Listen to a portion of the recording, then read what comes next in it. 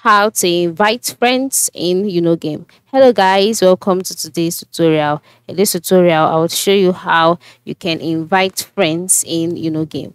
Inviting friends in game is very simple, so kindly watch till the end. The first step is to log in into your game account, just like I've done here.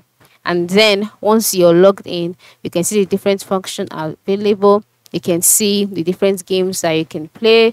You can see all of that. Then move to the bottom part of the screen just below the games available, where you would see tutorial and friends, and then just click on the friends icon. So they click on the friends icon, you'll be brought to the friends page, and here you can see friends, search, request. You can see your name, you can see your avatar, and all of that. Then the next step is to move to the bottom part of the screen, where you can see the option invite friends, and just click on that. Then once you click on invite friends, you'll be brought to the invite friends page, where you have two options. You can decide to invite friends by making use of an invite code. By making use of an invite code, just copy it, send it to your friends, and then once they input this code into the invited you section, they'll be added as your friends automatically.